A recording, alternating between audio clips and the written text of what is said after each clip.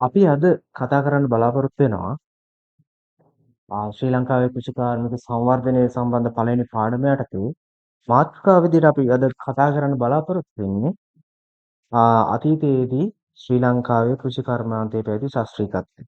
ඒ කියන්නේ ඔයාලා දන්නවා ඒ කියන්නේ සෑහෙන අතීතයේ සිටම ශ්‍රී ලංකාවේ ආර්ථිකය මම මුල් මුල් කොටසෙත් කතා කරා ගොඩක් මේ ඊටම විශාල වශයෙන් කෘෂි කර්මාන්තය මත යපුණ ආර්ථිකයක් තමයි තිබුණේ. ඒ අනුව අපි දැන් කතා කරන්න බලාපොරොත්තු වෙන්නේ අතීතයේදී ශ්‍රී ලංකාවේ කෘෂි කර්මාන්තයේ පැවති ශාස්ත්‍රීය තත්ත්වය ගැන තමයි කතා කරන්න බලාපොරොත්තු වෙන්නේ. අතීතයේ ශ්‍රී ලංකාවේ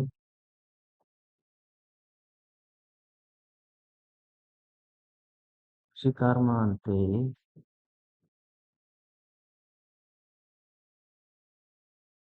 ශාස්ත්‍රීය තත්ත්වය.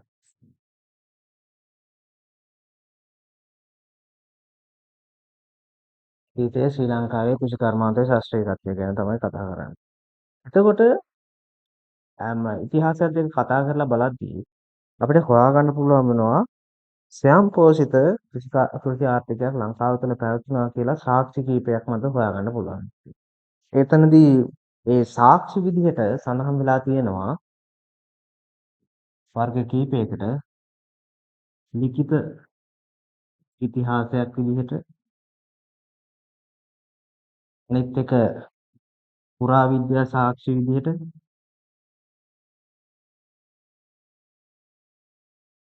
පුරාවිද්‍යා සාක්ෂි විදිහට අනිත් එක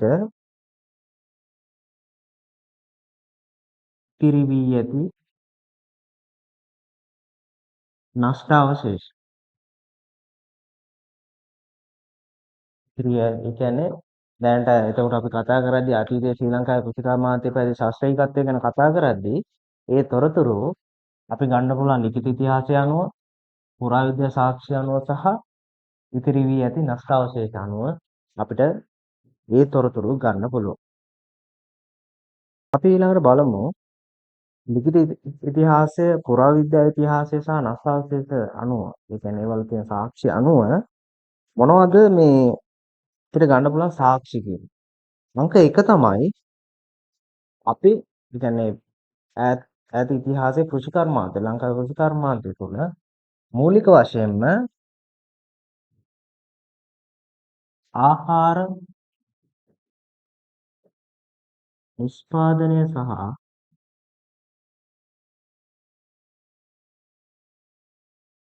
උපනයනය කරලා තියෙනවා. ඒ කියන්නේ food production and export. මේක සාක්ෂියක්. ඒ කියන්නේ ආහාර නිෂ්පාදනය සහ අපනයනය කටයුතු කෘෂි කර්මාන්තය ආශ්‍රිතව සිද්ධ වෙලා තියෙනවා. එතකොට ඒවට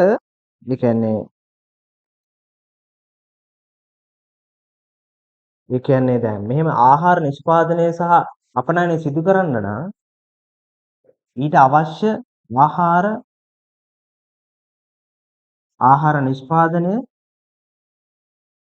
ඉහළ මට්ටමක පවතිනවා.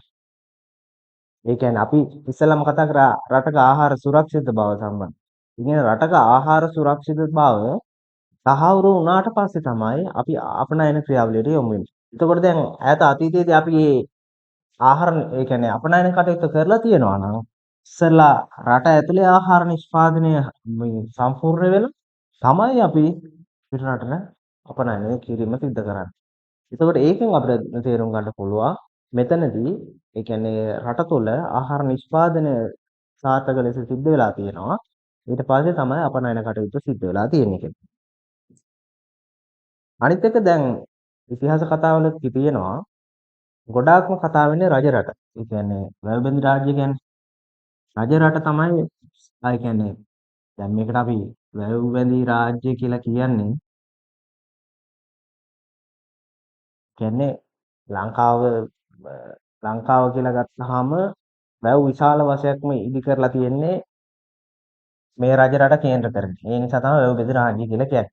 එතකොට අපි කෘෂි කර්මාන්තය ගැන කතා කරද්දී රජ රට විතරක් කතා කරලා වැඩක් නැහැ. ඒ කියන්නේ රජ රටට අමතරව ඒ කියන්නේ දක්ෂිණ දේශය, රෝහණ මේ වගේ ප්‍රදේශ ඉතාම ශාස්ත්‍රීය මට්ටමින් තිබිලා තියෙනවා. ඒවට සාක්ෂි හම්බෙලක් තියෙනවා. මේ ආහාර නිෂ්පාදනය ගැන කතා කරද්දී උදාහරණයක් විදිහට දැන් අපි කියව ලිඛිත ඉතිහාසයක් තිබුණා කියලා. දැන් මේ ශෝනිගල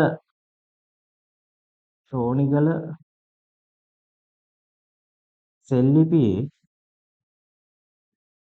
සඳහන් වෙනවලු. ඒ කියන්නේ සඳහන් වෙලා තියෙනවා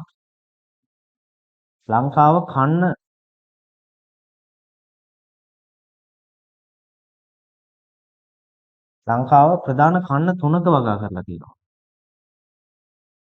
ප්‍රධාන කන්න තුනක වගා කරලා තියෙනවලු.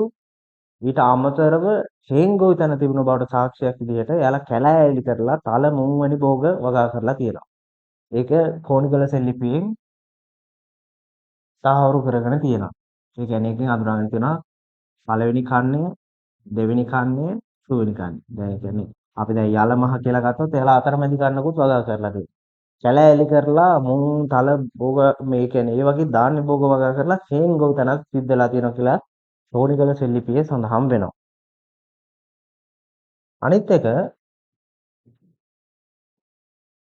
පැරකුම් රජුගේ රාජ සමයේ ඔයාලා දන්නවා පෙරදිග ධාන්‍යාගාරය කියලා හඳුන්වලා තියෙනවා ශ්‍රී ලංකාව. එතකොට ඒකත් අපිට සාක්ෂියක් තියන ගන්න පුළුවන්. අතීතයේ කෘෂි කර්මාන්තයෙන් ලංකාව ශ්‍රී ලංකාව ශාස්ත්‍රීයව පැවති බවට. ඒ කියන්නේ පැරකුම් රාජ්‍ය සමයේ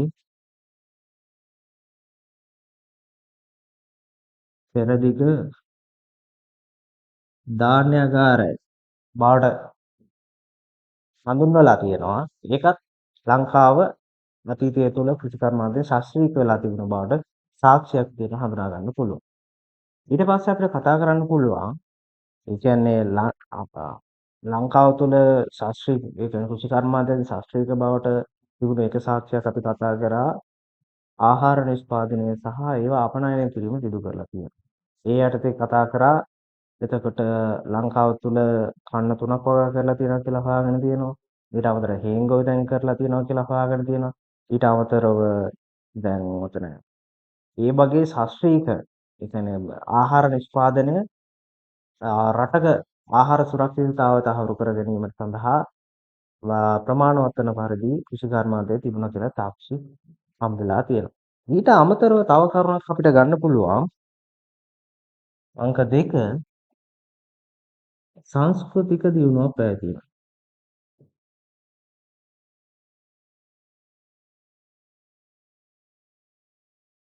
සංස්කෘතික දියුණුවක් පැවතීම. දැන් එතකොට සංස්කෘතික දියුණුව දැන් කියන ඒ කියන්නේ රටක ආහාර සුරක්ෂිතතාවය නැත්නම් ආහාර දැන් මෙහෙම ගත්තොත් ලංකාව රටේ ආහාර සුරක්ෂිතතාව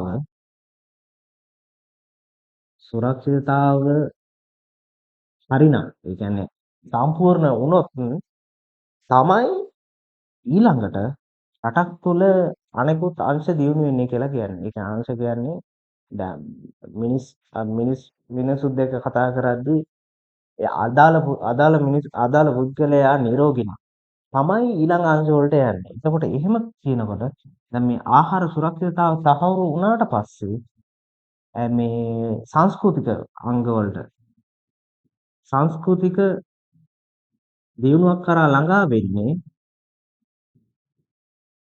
දියුණුවක් කරා ළඟා වෙන්නේ මේ ආහාර සුරක්ෂිතතාව තහවුරු වුණාට පස්සේ කියලා තමයි ඉතිහාසයේ සඳහන් වෙන්නේ. එතකොට ඉතිහාසයේ සඳහන් වෙනවත් වගේම ඒක විද්‍යාත්මකව බැලුවත් ඒක මොකද යම් කිසි පුද්ගලයෙක් ගත්තම ඒ පුද්ගලයාගේ අදාළ මූලික අවශ්‍යතා ටික තහවුරු වුණාට පස්සේ තමයි එයා තවත් අංශ වලට යොමු වෙන්නේ.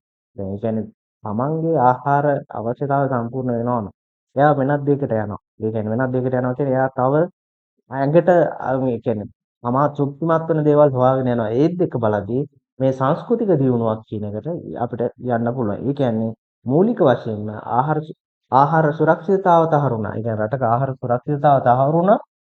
සංස්කෘතික දියුණුවක් කරා යනවා. ඒ කියන්නේ එතකොට අපි කිව්වොත් සංස්කෘතික දියුණුවක් කියනවා කිව්වොත් අනිවාර්යෙන් ආහාර සුරක්ෂිතතාව තහවුරු වෙලා කියලා කියනවා කියලා අපිට ඒ කියන්නේ උපකල්පනය කරන්න පුළුවන්. ඊළඟට දැන් මේ කෘෂිකාර්මික ශාස්ත්‍රීයත්වය කියලා ගත්තාම මේ කෘෂිකාර්මික ශාස්ත්‍රීයත්වය ඇති වෙන හේතු කීපයක් අපිට හඳුනා ගන්න පුළුවන්. පළවෙනි හේතුව විදිහට අපිට ගන්න පුළුවන් ලංකාව තුළ දියුණු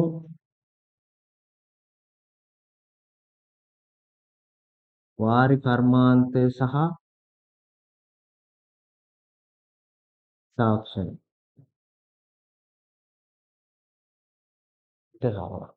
දෙවෙනි කරුණ විදිහට ගන්න පුළුවන් රාජ්‍ය අනුග්‍රහය. රාජ්‍ය අනුග්‍රහය. තුන්වෙනි කරුණ විදිහට ගන්න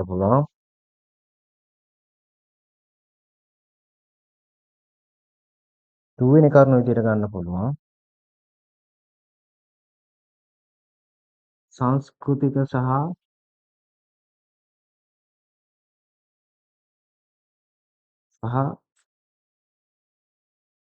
ආගමික හේතු. මේවා තමයි ප්‍රධාන කරුණු තුන.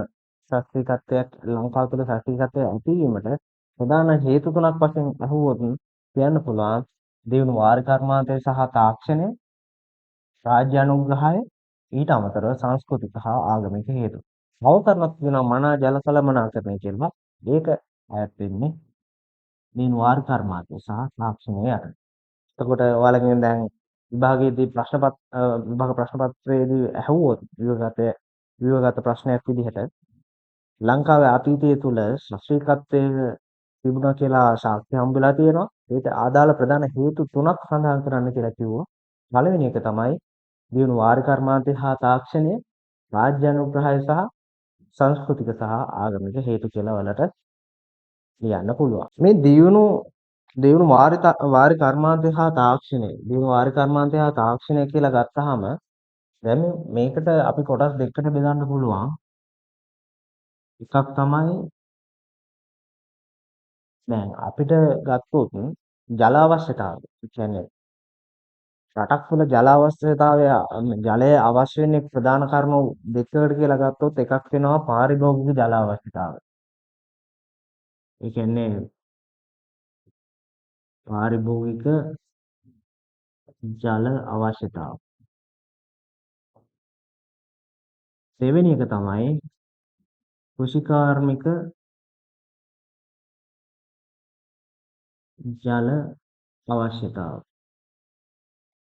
ඒ කියන්නේ ජල අවශ්‍යතාව කොටස් දෙකකට බෙදුවොත් රටක ජල අවශ්‍යතාව කොටස් දෙකකට බෙදුවොත් අපිට ගන්න පුළුවන් පළවෙනි එක විදිහට පාරිභෝගික ජල අවශ්‍යතාවය. ඒ කියන්නේ අපේ එදිනෙදා දෛනික ජීවිතයේදී ජලය භාවිතා කරන ඒ කියන්නේ ජලය අවශ්‍ය වෙන ප්‍රමාණය. ඒක ගන්න පුළුවන් පාරිභෝගික ජල අවශ්‍යතාවය. ඊට අමතරව අපිට අවශ්‍ය ආහාර නිෂ්පාදනය සහ ඒ සම්බන්ධ ශේෂ්ඨ ඔස්සේ අවශ්‍ය ජල ප්‍රමාණය කියන්න පුළුවන් කෘෂිකාර්මික ජල ප්‍රමාණය.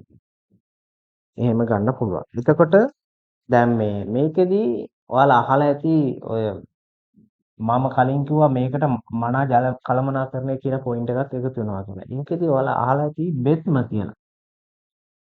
බෙත්ම කියලා වචනයක් සමහර විට අහලා ඇත්තදී අහලා නැතුවත් ඇති. බෙත්ම කියන්නේ දැන් සමහර වෙලාවට කන්නවල වැව්වල සම්පූර්ණ භූමි ප්‍රමාණය, ඒ කියන්නේ වගා භූමි ප්‍රමාණය වගා කිරීමට අවශ්‍ය ජල ප්‍රමාණය අවශ්‍ය ප්‍රමාණයට නැහැ.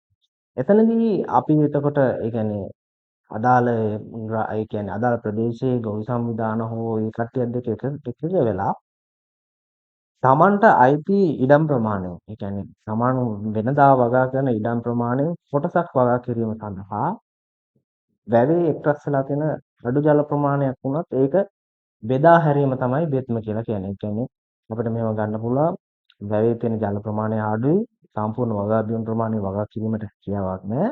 නමුත් තමන් වෙනදා වගා කරන ඉඩම් ප්‍රමාණයෙන් කොටසක් වගා කිරීමට, ඒ කියන්නේ අදාළ ගොවීන් සියල්ලගේම වගා කරන ප්‍රමාණයෙන් කොටසක් වගා කිරීමට අවශ්‍ය ජල ප්‍රමාණය වැවෙන් නිකුත් කිරීම කියන එක හඳුන්වන්න පුළුවන් බෙත්ම කියලා හඳුන්වන්න පුළුවන්.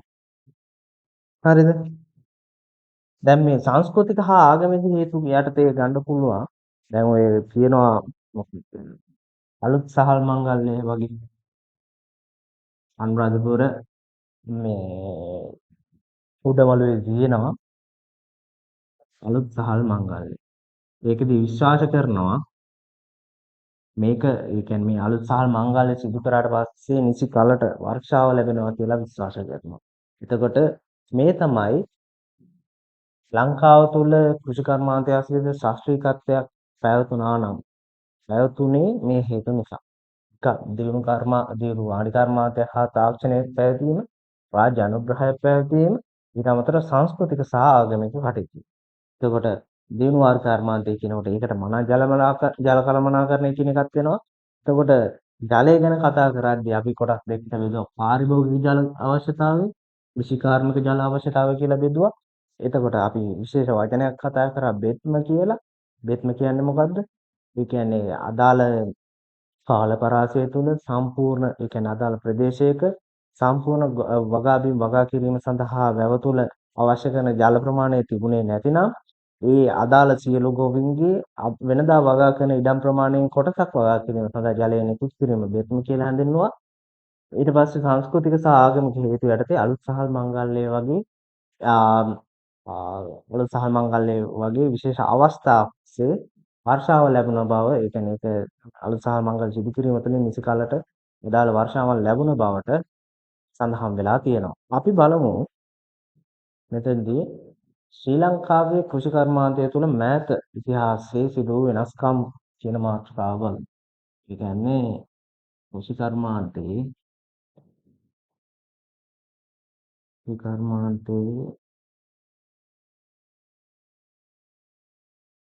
සිදු වූ වෙනස්කම්.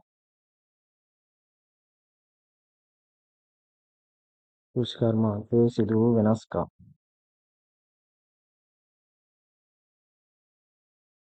ඔයාලා දන්නවා ඉතිහාසය තුළ ලංකාවට විවිධ බටහිර ආක්‍රමණ පැමිණියා ඇති. එතනදී දැන් බටහිර ආක්‍රමණත් එක්ක ලංකාවේ කෘෂි කර්මාන්තය තුළ සෑහෙන වෙනසක් සිද්ධ වුණා. හරිද? එතනදී පළවෙනි එක තමයි මේ බටහිර ජාතීන් වෙනුවෙන් තමන්ගේ ඒ කියන්නේ රට තුළ ආක්‍රමණය කරාට පස්සේ ඔවුන්ගේ ආහාර අවශ්‍යතා හරි ඔවුන්ගේ රටේ අවශ්‍යතාවය සඳහා මෙයින් අවශ්‍ය නිෂ්පාදන ලබා ගැනීමට හරි වගා කිරීමේ කටයුතු වල නිරත වුණ නිසා ඉඩම් අහිමි වෙනවා. ඉඩම් අහිමි වෙනවා. ඉඩම් අහිමි වීම නිසා එතකොට මොකද වෙන්නේ? ලංකාව තුළ දරිද්‍රතාව නැත්නම් කියනවා poverty. නැත්නම් කියනවා poverty.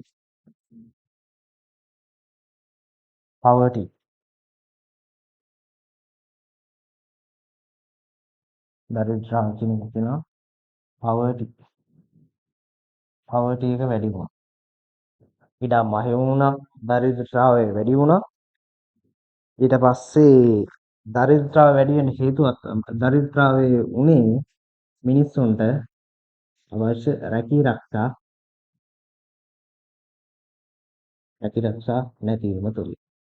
එතකොට බටහිර ආක්‍රමණත් එක්ක ලංකාවේ කෘෂි කර්මාන්තයේ වෙනසක් සිද්ධ වුණා. ඒකෙදී ප්‍රධාන වශයෙන් ඔවුන්ගේ අවශ්‍යතාව වලට ලංකාව තුළ ඉඩම් භාවිතා කිරීම තුළින් එතනදී ලංකාවේ වගා කරන වගා හිමියන්ට ඒ කියන්නේ වගා කරගෙන හිටපු ගොවියන්ට ඉඩම් අහිමි වුණා. ඉඩම් අහිමි වීම තුළ රැකී ප්‍රමාණය අඩු වුණා, අහිමි වුණා. ඒකත් එක්ක දරිද්‍රතාවය වැඩි වුණා. අපි මුලින් කතා කරා වගේ දැන් අර බටහිර ආක්‍රමණත් එක්ක ලංකාවේ ඉඩම් අහිමි වීම, රැකී අහිමි යාම සහ දරිද්‍රතාවය වැඩි වීම තුළින් මේ හේතු නිසා ලංකාව තුළ 1935 මොකක්ද දෙන්නේ? මොන පනතද? ඉඩම් සංවර්ධන ආඥා පනත. ඉඩම්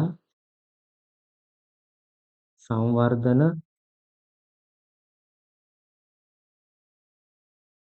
ආඥා පනත සම්මතය.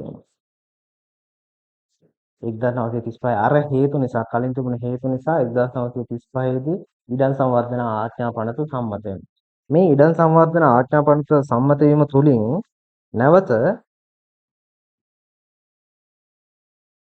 ආහාර ආහාර නිෂ්පාදනය සඳහා අවශ්‍ය වෙන ඉඩම් ප්‍රමාණය නැවත ලබා ගන්නවා. ලබා ගැනීම තුළින් දේශීය කෘෂිකර්මාන්තය ඒ කියන්නේ ආහාර නිෂ්පාදනය වැඩි වෙනවා. ඒත් එක්කම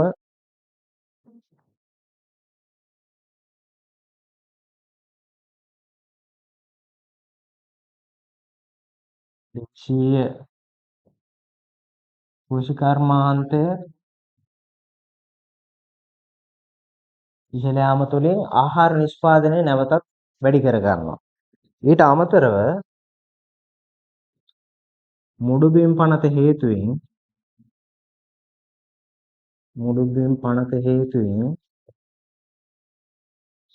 නැවත අපි කලින් සඳහන් කරපු අහිමි වී ගියපු ඉඩම් ප්‍රමාණය නැවත පවරා ගන්න. ඒ කියන්නේ අහිමි වී ගියපු ඉඩම් අහිමි වී ගියපු ඉඩම් ජනතේ ආක්‍රමණය හින්දා අහිමි වී ගියපු ඉඩම් ටික නැවත පවරා ගැනීම සිදු කරනවා මේ මුඩුබිම් පනත යටතේ. ඊට පස්සේ ආය වෙනවා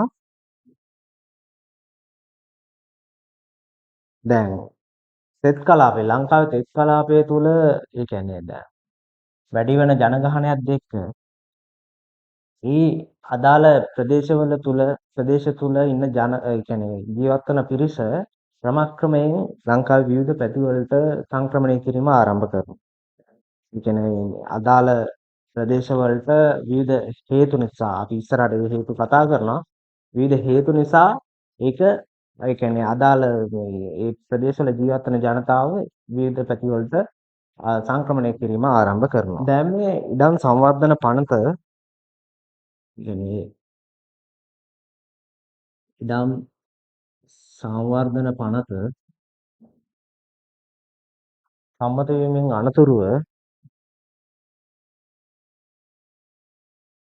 ලංකාවේ පැවති වාරි මාර්ග පද්ධති නවීකරණය කිරීම තුළින් ගොවි ජනපද ඇතිවීම ආරම්භ වෙනවා. ඒ කියන්නේ ලංකාව තුළ එතෙක් මෙතෙක් පැවති ඒ කියන්නේ එතෙක් මෙතෙක් පැවති වාරි මාර්ග පද්ධති නවීකරණය කරනවා. ඒ කියන්නේ පුනරුත්ථාපනය කරලා නැවත ගොවි ජනපද ආරම්භ කිරීම, ඒ කියන්නේ මූලික වශයෙන්ම ගොවි ජනපද ආරම්භ කිරීම මේ ඉඩම් සංවර්ධන පනතේ සිද්ධ වෙනවා. එතකොට අපි බලමු ප්‍රධාන ගොවි ජනපද මොනවද කියලා. පළවෙනි එක විදිහට ගන්න පුළුවන් ගල්ඔය යෝජනා ක්‍රමය. ගල්ඔය යෝජනා ක්‍රමය ගන්න පුළුවන්. දෙවෙනි එක මහවැලි යෝජනා ක්‍රම. මහවැලි යෝජනා ක්‍රම. තුන උඩවලව යෝජනා ක්‍රමය. ඊට පස්සේ 4 ඉඟිණිමිටිය යෝජනා ක්‍රමය. 5 නිල්වල යෝජනා ක්‍රමය. අනිත් එක ලුණුගම් වෙහෙර යෝජනා ක්‍රමය.